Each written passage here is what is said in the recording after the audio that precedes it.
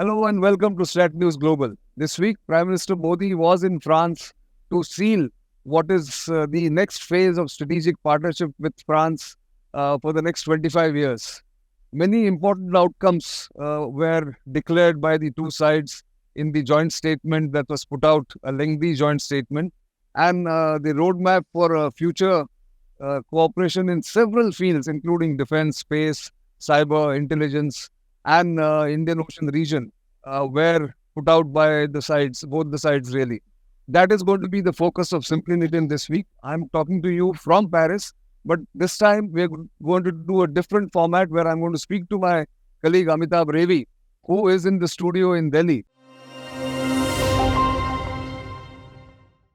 This is Strat News Global. I'm Amitabh Revi. Today we are looking at Prime Minister Modi's visit to France and his meetings with President Macron.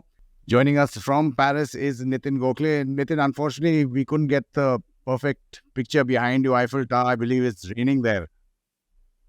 It is raining this morning. It is such a blessing, perhaps, for the India-France relationship or partnership, that on Friday it was completely sunny when the Bastille Day parade took place, when the flypast took place, and today it is gloomy and cloudy, raining intermittently, and therefore we are in this room again back, like what happened in Washington DC with me when I was there a fortnight ago. But nevertheless, the gloomy atmosphere doesn't take away from very bright outcomes or very important outcomes in the relationship or the documents that have been put out. Sure. In terms of those outcomes, Nitin, the biggest, as you've been pointing out on social media also, is India and France agreeing to jointly develop a combat aircraft engine, a roadmap to be developed by the end of this year by Safran and DRDO.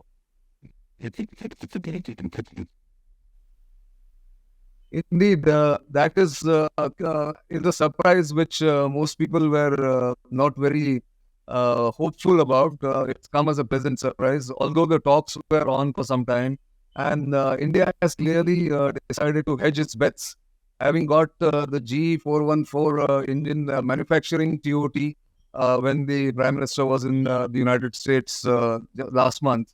Now India has decided to go for a fresh engine to be developed jointly by France and India, by Safran and HAL, Safran and DRDO rather, for the advanced medium combat aircraft that India is planning to induct in the Indian Air Force in the next decade.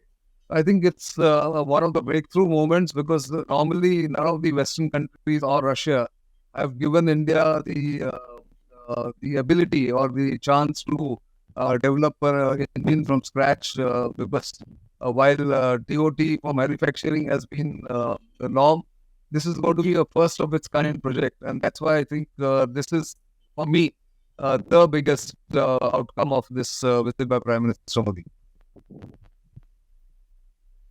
Just explain to us, Nitin, the nuance between what is also happening in parallel, though both, of course, have a while for them to be sealed, the deals, that is, with GE on the Prime Minister's US trip and Safran in terms of aircraft engine. Oh, indeed. That's why the aircraft engine, which will be co-developed and co-manufactured in India, will take at least a decade in research and development.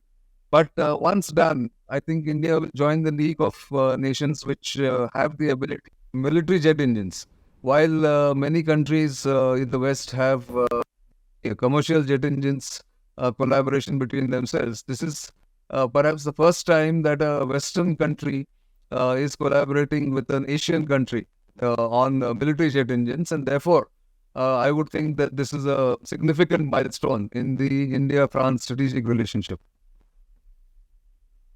Again, since we are on the topic of engines, what finds a mention is what they call the motorization of heavy lift helicopters under the Indian multi-role helicopter program. Explain that to us and how significant it is.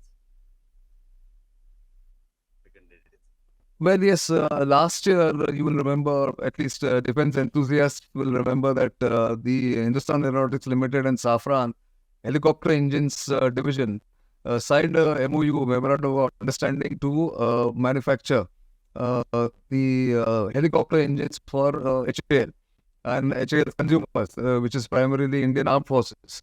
And then, of course, there is a plan that HAL will build the Indian multi-role helicopter of 13-ton category, a slightly heavier helicopter.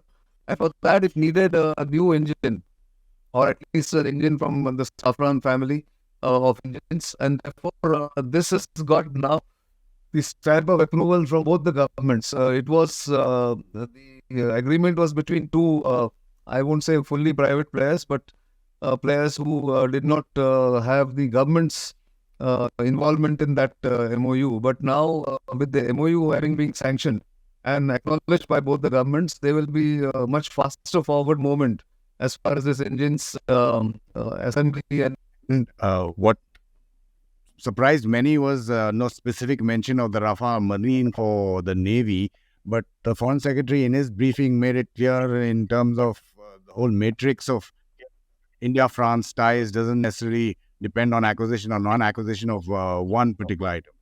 But that doesn't mean that it's not going to happen.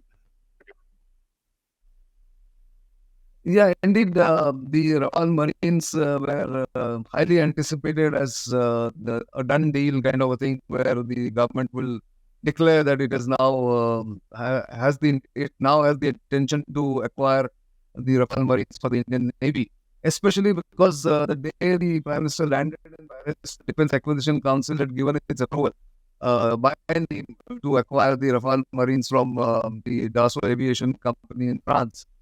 But clearly, more work remains to be done. And I think the government, going by its experience in acquiring the Rafales for the Indian Air Force in 2016, and the political controversies and storm that it created, the manner in which the acquisition was done.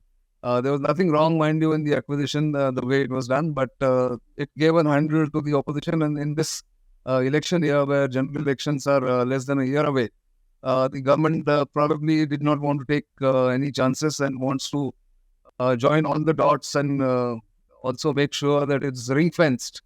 This acquisition is ring-fenced from any controversy, because there is no time to waste as far as Indian Navy is concerned, because the INS Vikrant, while it is indeed commendable achievement for India to have its own indigenous aircraft carrier, it doesn't have fighter jets on the deck. And therefore, this is an urgent acquisition. But it will come.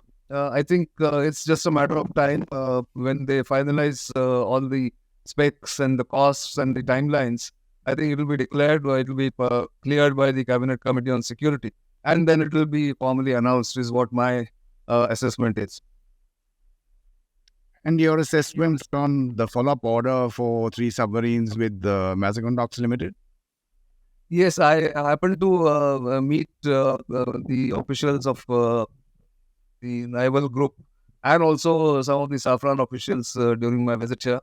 And coming specifically to the Scorpene submarines, remember the naval group, which used to be formerly called DCNS, has already built, even with time and cost overruns, 6 submarines for the Indian Navy, conventional submarines. And the 6th one is about to be commissioned, in fact, joining the Indian Navy soon. But the Navy's submarine strength, the fleet is depleting faster than it can acquire new submarines. And therefore, the Navy has proposed that it needs, as quickly as possible, more submarines.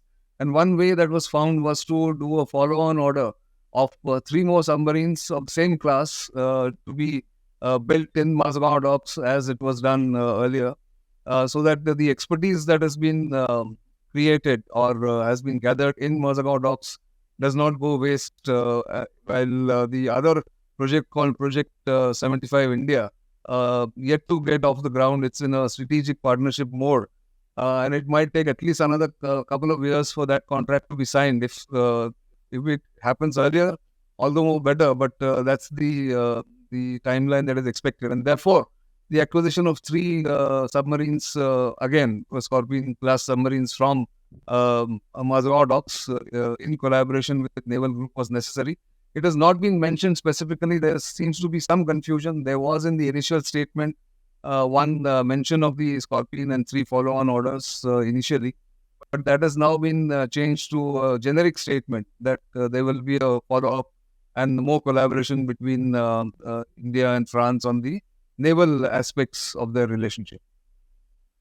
In terms of collaboration between India and France, unlike the other Western countries, France has always supported us or not gone with sanctions when it comes to civilian nuclear power. In the joint statement or in the statements, there were also mention of India and France discussing small advanced modular reactors. Oh, indeed. Even the Prime Minister mentioned during his brief statement, joint statement with President Macron about the small modular reactors. So clearly some work has happened there.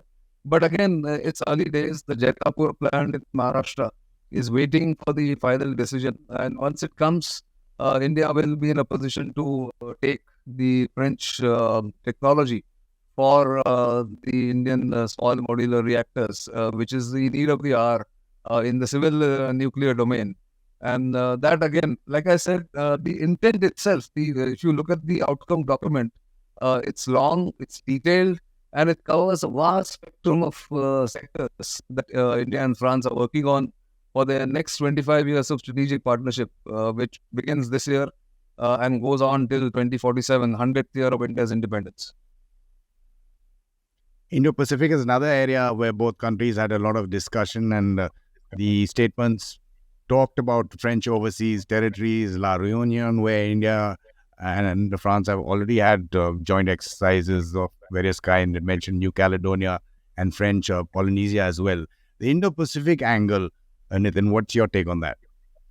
So I think both countries recognize that while they are resident Indian Ocean powers, the center of gravity, the global geopolitical context is shifted clearly to the Indo-Pacific, which is the larger construct.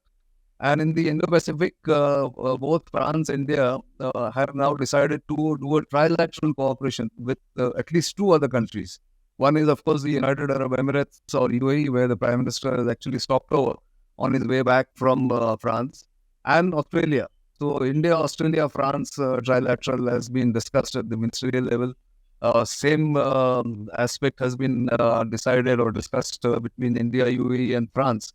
And therefore, these three countries will work towards more cooperation on maritime domain awareness, also keeping or becoming preferred security partners of smaller nations in this region, and keep a watch on obviously China, which is the flavor of the century in a way, where every country is hedging its bets and also strategizing on how to counter and how to make sure that China doesn't run away with being a dominant power. So I think there's a lot of scope for these countries like India and France, with others in the Indo-Pacific, to sort of step up their cooperation.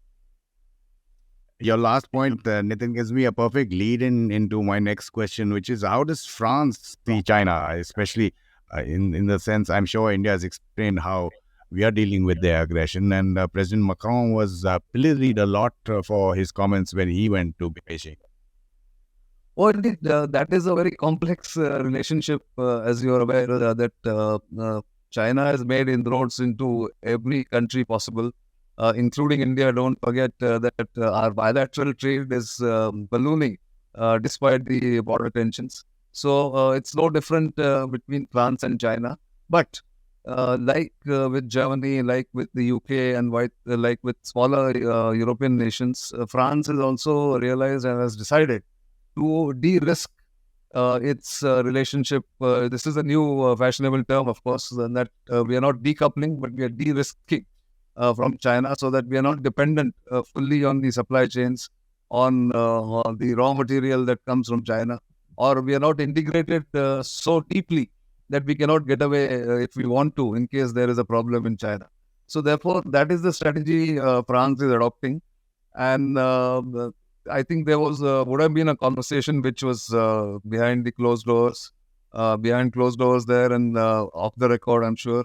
But nevertheless, very serious conversation would have taken place between the Indian leadership and the French leadership on how to deal with China and how to make sure that while you contain China, it doesn't become abrasive enough for China to react in a manner that is adversarial to either country. So I think lots of notes would have been exchanged on that also. Nitin Gokhale in Paris. Thanks for those quick insights and quick chat that we had on the outcomes and the trajectory that India-France relations are taking. Pleasure, Amitabh. Thank you. And we'll, of course, have more of Nitin's insights as soon as he gets back into New Delhi with more interviews that he's done in Paris. Do send us your feedback of our coverage of the Prime Minister's visit to France, and we'll continue to track his visit to the UAE as well. This is Strat News Global. I'm Amitabh Revi.